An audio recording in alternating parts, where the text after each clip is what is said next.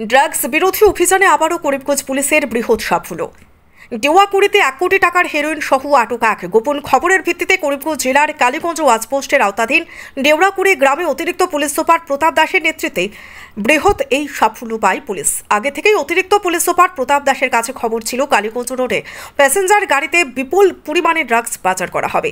অতিরিক্ত police super প্রতাপ দাস মঙ্গলবার সন্ধ্যা থেকে কালীগঞ্জ ওয়াচপোস্টের পুলিশকে সঙ্গে নিয়ে কালীগঞ্জ রোডের দেওয়াকুড়িতে ওত পেতে বসেন এবং সফলতা আসে রাত 8টার দিকে। অভিযানে একটি AS11CC 3654 নম্বরের আইরিশ প্যাসেঞ্জার গাড়িতে তল্লাশি চালিয়ে 25টি সাবানের বাক্সে 300 গ্রাম সন্দেহভাজন হেরোইন উদ্ধার করে পুলিশ। পাশাপাশি কালীগঞ্জের সূর্যদাস গ্রামের বুরহানুদ্দিনের পুত্র আব্দুল মতিনকে আটক করা হয়। উদ্ধারকৃত হেরোইনের বাজার মূল্য আনুমানিক 1 কোটি টাকা হবে বলে খবর।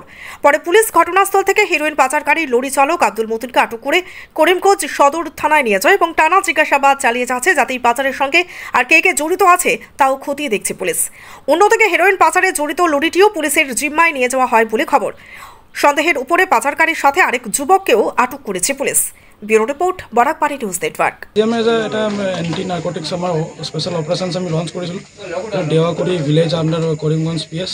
তাতে আমি এজনৰ বুৰহানুদ্দিন বুলি এজনৰ ৰেচিডেণ্ট অফ আপোনাৰ Surya Das area under Karimganj PS।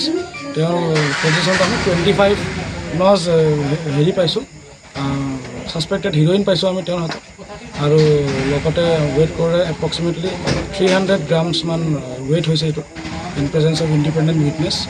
আৰু লগতে আমি এটা গাড়ীত এপ্ৰিহেণ্ড কৰিছোঁ, আইৰিছ গাড়ী, যিটোত মানে তেওঁ এইটো কেৰি কৰি লৈ আহিছিলে। ইয়াৰ লগতে আমি এতিয়া ইনভেষ্টিগেশ্যন ষ্টাৰ্ট কৰিছোঁ আৰু কোন কোন জড়িত আছে এইটো মানে ছাছপেক্টেড যিটো আমাৰ নাৰ্কটিক্স মানে স্মাগলিঙত কিমানজন মানুহ জড়িত আছে আমি এইটো ইনভেষ্টিগেশ্যন লওঁ। এপ্ৰক্সিমেটলি এৰাউণ্ড 1 ক্ৰ'ৰ ৰেজিষ্ট্ৰেশ্যন নম্বৰটো মনত নাই।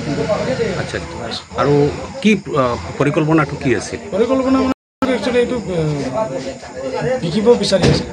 আচ্ছা, এইটো আমি তেওঁক ট্ৰেপ কৰিছোঁ, ট্ৰেপ কৰি আমি ধৰিছোঁ, আমি তেওঁক এপ্ৰিহেণ্ড কৰি লৈছোঁ।